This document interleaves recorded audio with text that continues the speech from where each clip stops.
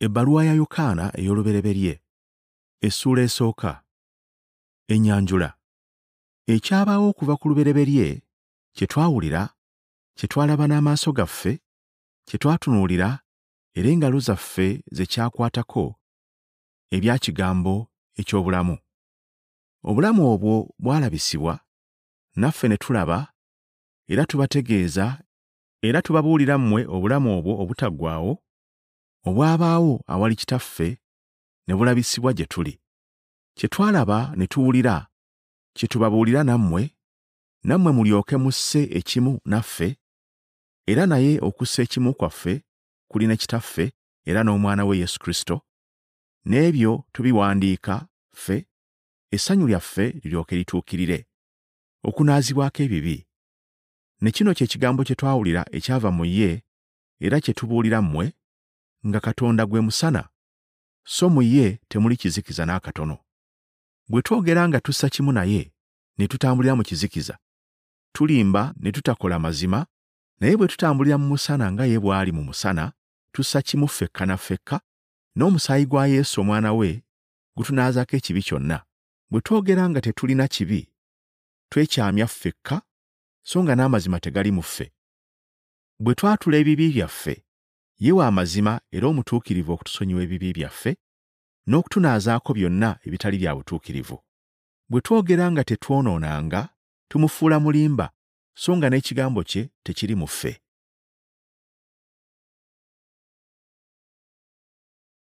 Ebbaluwa ya Yokaana ey'olubereberye, essuula ey'okubiri. Kristo omutango olw'ebibi byaffe. Baana bange abato, mbawandiikidde ebyo mulemenga okukola ekibi, era omuntu yenna bw'akola ekibi, tulina omuwolereza eri Kitaffe, Yesu Kristo omutuukirivu, n'oyo gwe mutango olw'ebibi byaffe, so si lwa bibi byaffe ffekka, era naye n'olw'ensi yonna. Era ku kino kwe tutegeerera nga tumutegedde, bwe tukwata ebiragiro bye. Ayogera nti mutegedde, n'atakwata biragiro bye ye mulimba, n'amazima tegali mu oyo, naye buli akwata ekigambo kye, mazima okwagala kwa Katonda, nga kumaze okutuukirizibwa mu oyo. Ku kino kwe tutegeerera nga tuli mu ye. Ayogera ng'abeera mu ye, kimugwanira naye yennyini okutambula nga ye bwe yatambula. Okutambulira mu musana.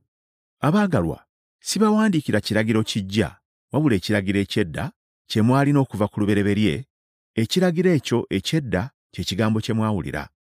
Nate mbawandiikira ekiragiro ekijja, ekigambo eky'amazima mu ye ne mu mmwe, kubanga ekizikiza kiggwaawo, n'omusana ogw'amazima kaakano gwaka. Ayogera ng'ali mu musana n'akyawa muganda we, ng'akyali mu kizikiza ne kaakano. Ayagala muganda we abeera mu musana, era tewali kimwesittaza. Naye akyawa muganda we ali mu kizikiza, era atambulira mu kizikiza, so nga tamanyi gy'agenda, kubanga ekizikiza kyamuziba amaaso. Mbawandiikidde mmwe abaana abato, kubanga ebibi byammwe bibasonyiyiddwa olw'erinnya lye. Mbawandiikidde mmwe abakadde, kubanga mutegedde oyo eyabaawo okuva ku lubereberye. Mbawandiikidde mmwe abavubuka, kubanga muwangudde omubi. Mbawandiikidde mmwe abaana abato, kubanga mutegedde Kitaffe. Mbawandiikidde mmwe abakadde, kubanga mutegedde oyo eyabaawo okuva ku lubereberye.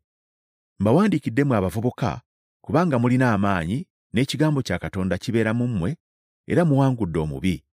Temwagalanga nsi, newankubadde ebiri mu nsi. Omuntu yenna bw'ayagala ensi, okwagala kwa Kitaffe tekuba mu ye. Kubanga buli ekiri mu nsi, okwegomba kw'omubiri, n'okwegomba kw'amaaso, n'okwegulumiza kw'obulamu okutaliimu, tebiva eri Kitaffe, naye biva eri ensi. Era ensi eggwaawo n'okwegomba kwayo. Naye akola Katonda by'ayagala, abeerera emirembe egitaggwaawo. Omulabe wa Kristo. Abaana abato, kye kiseera eky'enkomerero, era nga bwe mwawulira ng'omulabe wa Kristo ajja, ne kaakano waliwo abalabe ba Kristo bangi, kyetuva tutegeera nga kye kiseera eky'enkomerero. Bava mu ffe, naye tebaali beewaffe, kuba singa baali beewaffe, bandibadde wamu naffe, naye baatuvaamu, era baalabisibwa bonna nga si beewaffe. nammwe Omutukuvu yabafukako amafuta, era mumanyi byonna. Sibawandiikidde kubanga temumanyi mazima, naye kubanga mugamanyi, era kubanga tewali bulimba obuva mu mazima. Omulimba y'ani? So oyo agaana nga Yesu si ye Kristo? Oyo ye mulabe wa Kristo, agaana Kitaffe n'Omwana. Buli muntu yenna agaana Omwana ne Kitaffe nga tali naye, ayatula Omwana ne Kitaffe ali naye. Mmwe kye mwawulira okuva ku lubereberye kibeerenga mu mmwe. Kye mwawulira okuva ku lubereberye bwe kinaabeeranga mu mmwe, nammwe munaabeeranga mu Mwana ne mu Kitaffe. Na kuno kwe kusuubiza kwe yatusuubiza, obulamu obutaggwaawo. Ebyo mbawandiikidde olw'ebigambo by'abo abakyamya.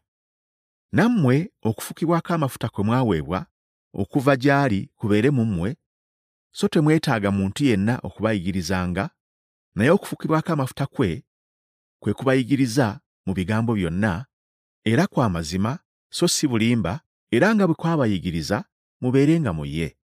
Ne kaakano abaana abato mubeerenga mu ye, bw'alirabisibwa tulyoke tubeere n'obugumu era ensonyi zireme okutukwatira mu maaso ge mu kujja kwe. Obanga mumanyi nga mutuukirivu, era mutegeera nga buli muntu yenna akola obutuukirivu yazaalibwa ye.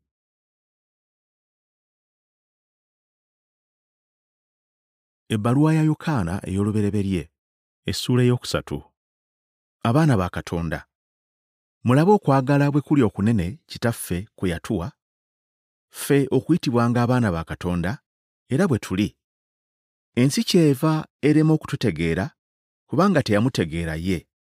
Abaagalwa, kaakano tuli baana ba Katonda, so tekinaalabisibwa kye tuliba. Tumanyi nti bw'alirabisibwa tulifaanana nga ye, kubanga tulimulaba nga bw'ali. Era buli muntu yenna alina essuubi eryo mu ye, yeetukuza ng'oyo bw'ali omutukuvu. Buli muntu yenna akola ekibi akola n'obujeemu, era ekibi bwe bujeemu. Era mumanyi ng'oyo yalabisibwa era aggyewo ebibi, ne mu ye temuli kibi. Buli muntu yenna abeera mu ye takola kibi. Buli muntu yenna akola ekibi nga tamulabangako, so tamutegeera. Abaana abato, omuntu yenna tabakyamyanga. Akola obutuukirivu ye mutuukirivu, nga ye bw'ali omutuukirivu. Akola ekibi wa Setaani, kubanga okuva ku lubereberye Setaani akola ebibi. Omwana wa Katonda kyeyava alabisibwa amalewo ebikolwa bya Setaani. Buli muntu yenna eyazaalibwa Katonda takola kibi, kubanga ensigo ye ebeera mu ye, so tayinza kukola kibi, kubanga yazaalibwa Katonda. Ku kino abaana ba Katonda n'abaana ba Setaani kwe balabikira. Buli muntu yenna atakola butuukirivu si wa Katonda, newankubadde atayagala muganda we. Kubanga kino kye kigambo kye mwawulira okuva ku lubereberye, ffe okwagalananga, si nga Kayini bwe yali ow'omubi n'atta muganda we. Era yamuttira ki? Kubanga ebikolwa bye byali bibi, n'ebya muganda we bituukirivu. Temwewuunyanga abooluganda, ensi bwe bakyawanga. Ffe tumanyi nga twava mu kufa ne tuyingira mu bulamu, kubanga twagala abooluganda. Atayagala abeera mu kufa. Buli muntu yenna akyawa muganda we ye mussi, era mumanyi nga tewali mussi alina bulamu butaggwaawo nga bubeera mu ye.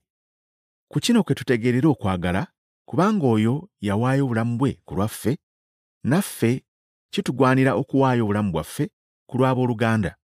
Naye buli alina eby'obugagga eby'omu nsi, n'atunuulira muganda we nga yeetaaga, n'amuggalirawo emmeeme ye, okwagala kwa Katonda kubeera kutya mu ye. Abaana abato, tuleme okwagala mu kigambo ne mu lulimi, wabula mu bikolwa ne mu mazima. Ku kino kwe tunaategeereranga nga tuli ba mazima, ne tukkakkanya omutima gwaffe mu maaso ge, mu buli kigambo omutima gwaffe kye gutusalira okutusinga, kubanga Katonda asinga obukulu omutima gwaffe era ategeera byonna. Abaagalwa, omutima bwe gutusalira okutusinga, tuba n'obugumu eri Katonda, era buli kye tusaba akituwa, kubanga tukwata ebiragiro bye era tukola ebisiimibwa mu maaso ge. Ne kino kye kiragiro kye, tukkirize erinnya ly'Omwana we Yesu Kristo, era twagalanenga nga bwe yatuwa ekiragiro. Era akwata ebiragiro bye abeera mu ye naye mu ye, era ku kino kwe tutegeerera ng'abeera mu ffe olw'Omwoyo gwe yatuwa.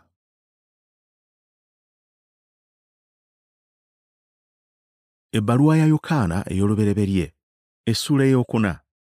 Omwoyo gwa Katonda.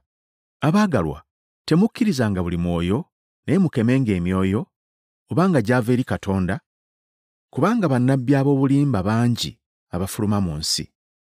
Mutegeererenga ku kino omwoyo gwa Katonda, buli mwoyo gwatula nga Yesu Kristo yajja mu mubiri nga guvudde eri Katonda, na buli mwoyo gutayatula Yesu nga teguvudde eri Katonda, era ogwo gwe mwoyo gw'omulabe wa Kristo, gwe mwawulira nga gujja era kaakano gumaze okuba mu nsi. Mwe muli ba Katonda abaana abato, era mwabawangula, kubanga ali mu mmwe asinga obukulu ali mu nsi. Abo ba nsi kyebava boogera eby'ensi, n'ensi n'ebawulira. Ffe tuli ba Katonda, ategeera Katonda atuwulira ffe, atali wa Katonda tatuwulira. Ku ekyo kwe tutegeerera omwoyo ogw'amazima n'omwoyo ogw'obukyamu. Abaagalwa, twagalanenga, kubanga okwagala kuva eri Katonda, na buli muntu yenna ayagala yazaalibwa Katonda era ategeera Katonda. Atayagala tategeera Katonda, kubanga Katonda kwagala. Ku kino okwagala kwa Katonda kwe kwalabisibwa gye tuli. Kubanga Katonda yatuma mu nsi omwana we yazaalibwa omu, tulyoke tube abalamu ku bw'oyo. Mu kino mwe muli okwagala, so si nga ffe twayagala Katonda, naye nga ye yatwagala ffe, n'atuma omwana we okuba omutango olw'ebibi byaffe. Abaagalwa, nga Katonda bwe yatwagala bw'atyo, naffe kitugwanira okwagalananga. Tewali eyali alabye ku Katonda wonna wonna. Bwe twagalana, Katonda abeera mu ffe, n'okwagala kwe nga kutuukiridde mu ffe. Ku kino kwe tutegeerera nga tubeera mu ye naye mu ffe, kubanga yatuwa ku mwoyo gwe. Naffe twalaba era tutegeeza nga Kitaffe yatuma omwana we okuba omulokozi w'ensi. Buli ayatula nga Yesu ye mwana wa Katonda, Katonda abeera mu ye, naye mu Katonda. Nate twategeera era twakkiriza okwagala Katonda kw'alina gye tuli. Katonda kwagala, n'oyo abeera mu kwagala abeera mu Katonda, ne Katonda abeera mu ye. Mu ekyo okwagala mwe kutuukiririzibwa gye tuli, tubeere n'obugumu ku lunaku olw'omusango, kuba ye nga bw'ali, naffe bwe tuli mu nsi muno. Temuli kutya mu kwagala, naye okwagala okutuukirivu kugobera ebweru okutya, kubanga okutya kulimu okubonerezebwa, n'oyo atya tannatuukirizibwa mu kwagala. Ffe twagala, kubanga ye yasooka okwagala ffe.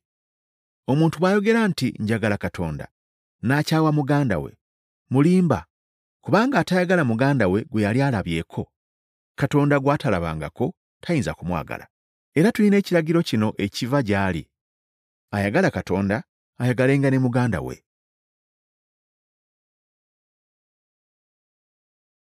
Ebbaluwa ya Yokaana ey'olubereberye, essuula ey'okutaano. Alina omwana alina obulamu.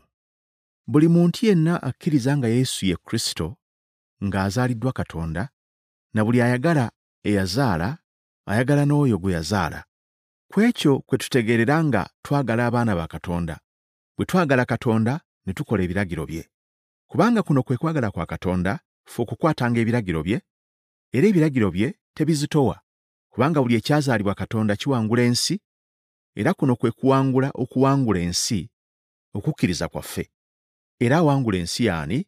Wabula akkiriza nga Yesu ye mwana wa Katonda. Oyo ye yajja n'amazzi n'omusaayi, Yesu Kristo, si n'amazzi gali gokka, naye n'amazzi gali n'omusaayi guli. Era omwoyo yategeeza, kubanga omwoyo ge mazima. Kubanga abategeeza bali basatu, omwoyo, n'amazzi, n'omusaayi, era abasatu abo bagendera wamu. Bwe tukkiriza okutegeeza kw'abantu, okutegeeza kwa Katonda kwe kusinga obukulu, kubanga okutegeeza kwa Katonda kwe kuno nti ategeezezza eby'omwana we. Akkiriza omwana wa Katonda alina okutegeeza mu ye. Atakkiriza Katonda ng'amufudde mulimba, kubanga takkiriza kutegeeza Katonda kwe yategeezezza eby'omwana we. Era okutegeeza kwe kuno nti Katonda yatuwa obulamu obutaggwaawo, era obulamu obwo buli mu mwana we. Alina omwana alina obulamu, atalina mwana wa Katonda talina bulamu. Ebyo mbibawandiikidde mmwe mumanye nga mulina obulamu obutaggwaawo, mmwe abakkiriza erinnya ly'omwana wa Katonda. Era buno bwe bugumu bwe tulina eri ye, nti bwe tusaba ekintu nga bw'ayagala atuwulira, era bwe tumanya ng'atuwulira buli kye tusaba, tumanyi nga tulina ebyo bye tumusabye. Omuntu yenna bw'alabanga muganda we ng'akola ekibi ekitali kya kufa, anaasabanga, ne Katonda anaamuweeranga obulamu abo abakola ekibi ekitali kya kufa. Waliwo ekibi eky'okufa, ekyo si kye njogerako okusabiranga. Buli ekitali kya butuukirivu kibi, era waliwo ekibi ekitali kya kufa. Tumanyi nga buli muntu yenna eyazaalibwa Katonda takola kibi. Naye yazaalibwa Katonda amukuuma, omubi n'atamukwatako. Tumanyi nga tuli ba Katonda, n'ensi yonna eri mu buyinza bwa mubi. Era tumanyi ng'Omwana wa Katonda yajja n'atuwa amagezi n'okutegeera tutegeera ow'amazima, era tuli mu mwoyo ow'amazima mu Mwana we Yesu Kristo. Oyo ye Katonda ow'amazima n'obulamu obutaggwaawo. Abaana abato, mwekuumenga ebifaananyi